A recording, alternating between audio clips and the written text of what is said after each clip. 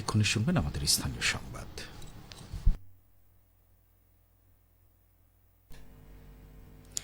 আসসালামু আলাইকুম।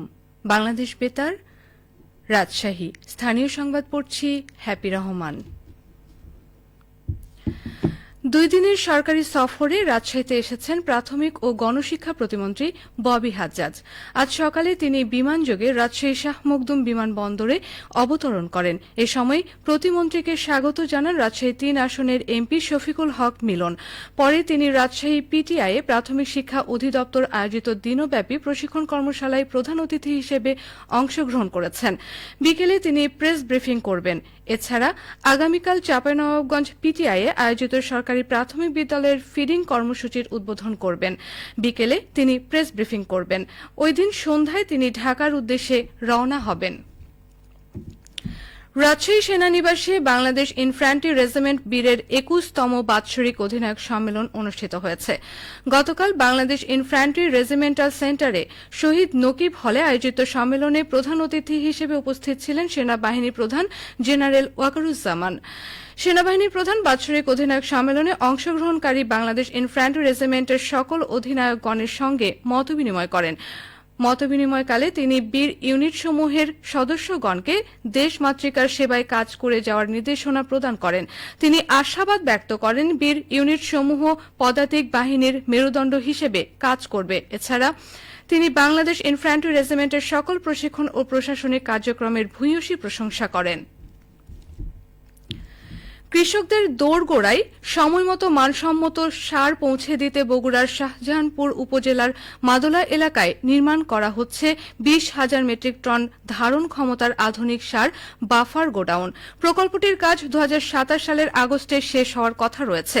Bangladesh chemical industries কর্পোরেশনের তত্ত্বাবধানে প্রকল্পটির জন্য প্রায় 6 একর জমি অধিগ্রহণ করা হয়েছে। এতে ব্যয় হয়েছে 9,29 লাখ টাকা। অবকাঠামো নির্মাণে ব্যয় ধরা হয়েছে 59,58 লাখ টাকা। প্রকল্পের আওতায় গুদাম ভবন, অফিস, আনসার ব্যারাক, সাবস্টেশন, অভ্যন্তরীণ সড়ক, ড্রেন, ওয়াচ টাওয়ার, সীমানা প্রাচীর ও অন্যান্য প্রয়োজনীয় অবকাঠামো নির্মাণ করা হবে। নওগাঁয় নিরাপদ খাদ্য আইনের বিভিন্ন বিধান লঙ্ঘনের অভিযোগে 3টি প্রতিষ্ঠানকে 1,30,000 টাকা অর্থদণ্ড দিয়েছে ভ্রাম্যমাণ আদালত। একই সঙ্গে নিষিদ্ধ ও মেয়াদোত্তীর্ণ বিভিন্ন খাদ্য উপকরণ জব্দ করে জনসম্মুখে ধ্বংস করা হয়েছে। গতকাল এই অভিযানে নেতৃত্ব দেন জেলা প্রশাসনের সহকারী কমিশনার ও এক্সিকিউটিভ ম্যাজিস্ট্রেট অভিষেক কান্তি বর্মন। অভিযানকালে শহরের মিষ্টিপট্টি এলাকায় মেসার্স দত্ত স্টোরে নিষিদ্ধ ঘন চিনি, হাইড্রোস, অনুমোদিত রং, ফ্লেভার ও অ্যামোনিয়াম সালফেট সংরক্ষণ ও বিক্রি নজরে আসে। বিসিক শিল্পনগরী এলাকার জিলানি অয়েল মিল ও সুমন অয়েল মিলে সরিষার সঙ্গে ক্যানোলা মিশিয়ে তেল উৎপাদন হাতে নাতে ধরা পড়ে। এসব অপরাধের দায়ে দত্ত স্টোরকে 1 লাখ টাকা, জিলানি অয়েল মিলকে 10,000 টাকা এবং সুমন অয়েল মিলকে 20,000 টাকা অর্থদণ্ড করা হয় এবং পরে তা আদায় করে সরকারি কোষাগারে জমা করা হয়। ঈদে মিলাদুন্নবী উপলক্ষে নাটোরে শিক্ষার্থীদের জন্য বিভিন্ন বিষয়ভিত্তিক প্রতিযোগিতার আয়োজন করেছে বাংলাদেশ ইসলামিক ফাউন্ডেশন। ফাউন্ডেশনের জেলা কার্যালয়ে আজ সকালে এই প্রতিযোগিতার উদ্বোধন করেন ইসলামিক ফাউন্ডেশন নাটোর জেলা কার্যালয়ের উপপরিচালক মোহাম্মদ রিজাউল ইসলাম।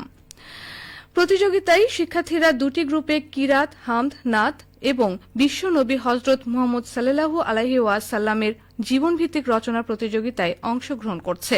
প্রতিযোগিতায় বিজয়ী শিক্ষার্থীদের আগামীকাল পুরস্কার ও সনদ প্রদান করা হবে। খেলার খবর, ফুটবল। রাজশাহীতে অনুষ্ঠিত জেলা প্রশাসক গোল্ড কাপ ফুটবল টুর্নামেন্টে গোদাগাড়ীকে পরাজিত করেছে মোহনপুর উপজেলা দল। গতকাল মুক্তিযুদ্ধ স্মৃতি স্টেডিয়ামে আয়োজিত টুর্নামেন্টে গোদাগাড়ী উপজেলার বিপরীতে 5-2 গোলে জয় পেয়েছে মোহনপুর উপজেলা দল। আজ মুক্তিযুদ্ধ স্মৃতি স্টেডিয়ামে বিকেল 4টায় রাজশাহী সিটি কর্পোরেশন দলের সাথে পবা উপজেলা দলের খেলা অনুষ্ঠিত হবে। এদিকে চাঁপাইনবাবগঞ্জে জেলা প্রশাসক গোল্ড কাপ ফুটবল টুর্নামেন্টের 4র্থ দিনের খেলা ড্রয়ের মধ্য দিয়ে শেষ হয়েছে। গতকাল চাঁপাইনবাবগঞ্জের জেলা নতুন স্টেডিয়ামে অনুষ্ঠিত 4র্থ দিনের প্রতিদ্বন্দ্বিতাপূর্ণ খেলায় 1-1 গোলে ড্র করেছে সদর ও শিবগঞ্জ উপজেলা ফুটবল দল। খেলায় ম্যাচ সেরার পুরস্কার পান সদর উপজেলা দলের জয় কুমার। সবশেষে আবহাওয়া। আজ দুপুর 12টায় রাজশাহীতে তাপমাত্রা ছিল 34.3 ডিগ্রি সেলসিয়াস। এ সময় বাতাসে আপেক্ষিক আর্দ্রতার পরিমাণ 64%। রাজশাহী ও পার্শ্ববর্তী এলাকায় আজ সূর্যাস্ত সন্ধে 6টা 30 মিনিটে। সংবাদ শেষ হলো। আমাদের পরবর্তী সংবাদ দুপুর 2টা 5 মিনিটে।